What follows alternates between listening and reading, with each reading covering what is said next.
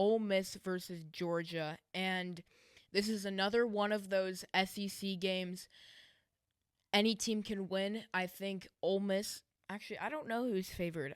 I think Ole Miss is favored, but not by that much.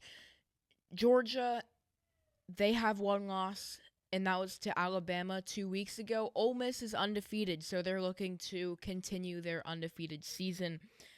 The storyline to know when Georgia has the ball is, can they be explosive? We saw a glimpse of this in the Tennessee game, but in the past 3 games ever since then, their offense has started to slow down. They throw a lot of screen passes, short passes, and they don't throw the ball downfield too much. They kind of dink and dunk their way through things, which is fine sometimes, except against Ole Miss, you're going to have to get past the ball 10 or more so yards down the field with Gunnar Stockton. They brought in Noah Thomas, who hasn't done much, and they brought in Zachariah Branch to fix this. And so far, I will say Zachariah Branch is a solid addition to the receiving room, but their vertical pass game has not been as good as they might have hoped.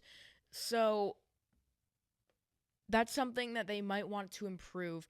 However, Ole Miss is 98th in run defense, and Georgia's identity is they want to run the ball. They have Chauncey Bowens. He's an excellent running back. And last year they couldn't really do that. They're running the ball much better. And they want to run the ball, and they do it a lot. Ole Miss is 98th in run defense, like I said, so it could lead to some struggles for Ole Miss. But Georgia's offense this entire season basically has had some very slow starts. They went down early against Tennessee. They went down early against Alabama. They didn't recover. And even against Auburn, I think they only had something like 2 rush yards in the first half until the final 2 minutes. Auburn controlled the game, and then Georgia pulled away in the second half. But you can't come out to a slow start against Ole Miss offensively, because Ole Miss offensively is one of the best in the first half. And Georgia's defense is not the greatest. 85th in pass yards allowed, and Ole Miss is 6th in yards in the first half. And Georgia's going to have to do something, because if they fall behind early, they can't run the ball as effectively, because passing is easier to get chunk plays down the field than running the ball is. And if you have to come back, you have to throw the ball more than you would run the ball, and they want to run the ball, and if they can't do that, they're going to have to rely on that vertical pass game to break out, which is what they did against Tennessee, and that's how they won, except we haven't seen that since then. So if you're Georgia, you have to come out to a fast start. And Ole Miss, they have a very good quarterback in Trinidad Chambliss, a dual threat one at that, and Georgia's defense kind of got exposed a little bit to Jackson Arnold. Jackson Arnold is a very good runner, and Georgia's defense, they haven't played a dual threat quarterback until the Auburn game, and they didn't do so well, especially in the first half. Except Trinidad Chambliss can throw the ball effectively, and that's just something that Georgia has to game plan to, which for Jackson Arnold, he just plays complimentary football and isn't that great of a passer. He's struggled this season. Trinidad Chambliss, he can throw the ball, which the Georgia defense has to account for, and he can run the ball, which makes him very scary for this Georgia defense. They also have a great running back, Juan Lacey. Georgia and Ole Miss like to run the ball. So how can Ole Miss win? If they have a fast start, the run game dominates, and if they stop Georgia's running game, because both these teams want to run the ball.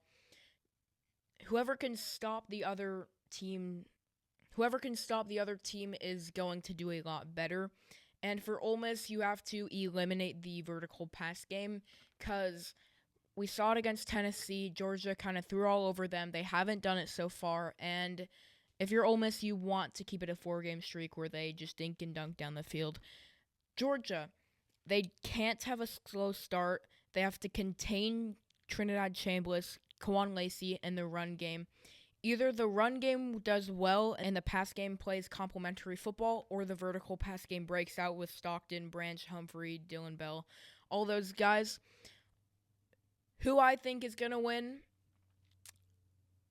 I debated this. This is one of those you can toss it up. It's coin flip.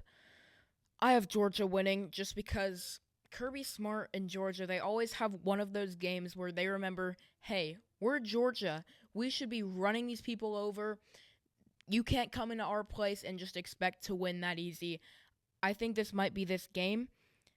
Georgia, I don't know if this is the game where the pass game breaks out, but I do think they're going to lean on their identity, run the ball, and I think that Chambliss, young, inexperienced at this level as a starter in the SEC, I feel like he kind of got exposed in the Washington State game. He wasn't ready for that. He didn't play great. He had 2 turnover-worthy plays. I don't think that he's going to do so great against this Georgia defense, which their pass rush hasn't been great, but their secondary, their scheme, their linebackers, they fly around, and ultimately I think Georgia gets this one. In a close game, I have them winning 31-28.